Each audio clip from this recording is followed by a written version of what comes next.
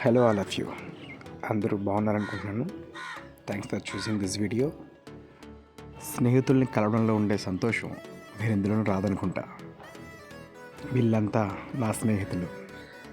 30+ అయిన తర్వాత తప్పనిసరి కుటుంబ బాధ్యతలు, పెరిగే పిల్లలు, పెరుగుతుందో లేదో తెలియని జీతం, తీరికలేని సమయాలు, సేవింగ్స్కి దొరకకుండా వచ్చే ఖర్చులు, కుటుంబంతో కలిసి సినిమాకి వెళ్దాం అనుకుంటే అక్కడ పాప్కార్న్ రేటు గుర్తొచ్చి ఎందుకు వచ్చిన సినిమా అనుకున్న పిల్లలు ఊరుకోరు కాబట్టి దాచుకున్న కాస్త డబ్బులు పెట్టి సినిమా చూపించి ఆ పిల్లల కళ్ళల్లో మన సంతోషం వెతుక్కుంటాం. ఎంతైనా మధ్యతరగతి వాళ్ళం కదా. ఇలా చేయడం మంచిదే, కానీ నీ ఆశలు, నీ కోరికలు, నీ ఇష్టాలు, నీ సంతోషాలు తీరేది ఎప్పుడు? అలా అనుకున్న క్షణం ఇలాంటి స్నేహితులు గుర్తొస్తారు. 25 మందితో ప్లాన్ చేశాం. 18 మంది వచ్చారు. వచ్చిన వాళ్ళలో పెళ్ళిడికి వచ్చిన పిల్లలున్న తల్లులున్నారు. ఒక్కరోజు సెలవు పెట్టినా ఉద్యోగం ఉంటుందో ఊడుతుందో తెలియని వాళ్ళు కూడా ఉన్నారు. పిల్లలు లేకుండా నువ్వు వెళ్ళడానికి వీల్లేదు అంటే వాళ్ళని తోడు తెచ్చుకున్న వాళ్ళు కూడా ఉన్నారు.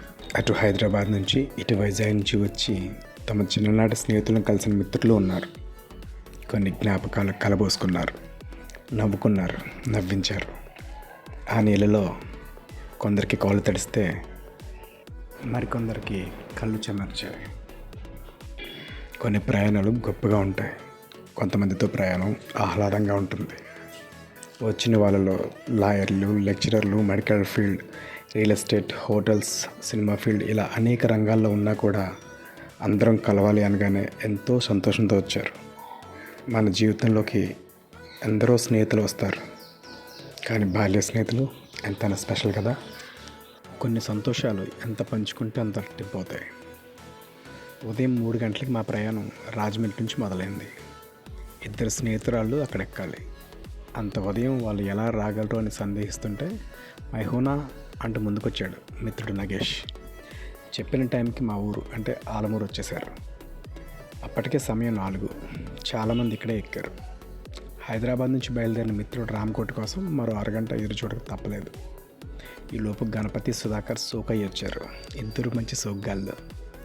ఇక్కడ చెప్పుకోవాల్సిన ముఖ్యమైన వ్యక్తి అబ్దుల్లా. కార్యక్రమం అనుకున్న దగ్గర నుంచి అందరికీ ఫోన్ చేసి ప్రతి విషయం అందరికీ అప్డేట్ చేస్తూ ప్రయాణం సాఫీగా సాగిపోయేలా చేశాడు. ఆఖరి నిమిషంలో హ్యాండ్ ఇచ్చేవాళ్ళు అన్ని బ్యాచ్లు ఉన్నట్టే మా బ్యాచ్లు కూడా ఉన్నారు. అది ఇప్పుడు అప్రస్తుతం అనుకోండి. అందరూ చేరేసరికి 5:15 అయింది. ప్రయాణం మొదలైంది. ఈ కార్యక్రమం రూపొందించిన వాళ్ళలో మొదటి వ్యక్తి భాను. తను ఉండేది పిఠాపురం. ఆ పిఠాపురానికి ఇప్పుడు బస్సు వెళ్తుంది. అనుకున్న సమయానికే పిఠాపురం హైవేలో బస్సు ఆగింది.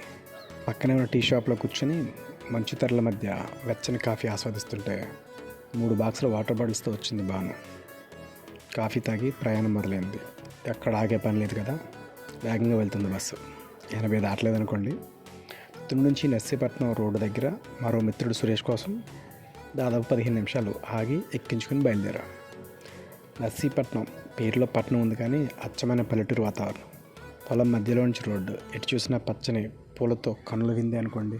నర్సీపట్నం దాటితే లంబసింగి ఘాట్ రోడ్ ప్రయాణం భలే గొప్పగా ఉంటుంది.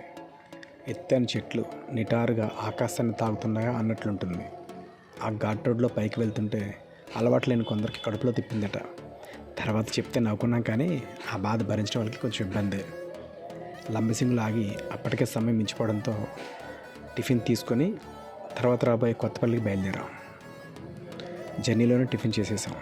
ముందు రోజే ఫోన్ చేసి చెప్పడం వలన రెడీగా ప్యాక్ చేసి ఉంచారు. పర్ఫెక్ట్గా ప్లాన్ చేయడం, దాన్ని అమలు చేయడం ఒక ఆర్ట్ కదా. 12 గంటలకి కొత్తపల్లి వాటర్ ఫాల్స్కి చేరుకున్నాం. వెహికల్ పార్క్ చేసి ఒక గ్రూప్ ఫోటో తీసుకున్నాం. ఎంట్రీ టికెట్స్ అన్నీ అబ్దుల్లా చూసుకున్నాడు. ఆ టికెట్స్తో లోపలికి వెళ్ళాం. ఒక్కో మెట్టు దిగుతుంటే అక్కడ వినిపించే వాటర్ ఫాల్స్ సౌండ్ మనల్ని కట్టిపడేస్తుంది.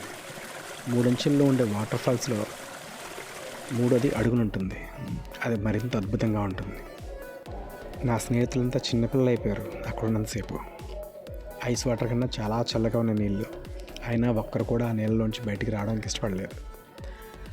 అక్కడక్కడ కొన్ని రాళ్ళు జారుతున్నాయి, కానీ జాగ్రత్తలు చెప్పడానికి, ప్రమాదం లేకుండా చూడడానికి టూరిజం వాళ్ళు ఏర్పాటు చేసిన బాయ్స్ కూడా అక్కడ ఉన్నారు. 2 గంటల వరకు ఆడిందే ఆట పాడిందే పాటగా సాగింది. ముందుగా బుక్ చేసిన చికెన్ బిర్యానీ వచ్చేసింది. అందరం కలిసి కూర్చొని తిన్నాం. తిని చేయి కూడా ఆరలేదు, మళ్ళీ వెంటనే నీళ్ళలోకి దిగారు.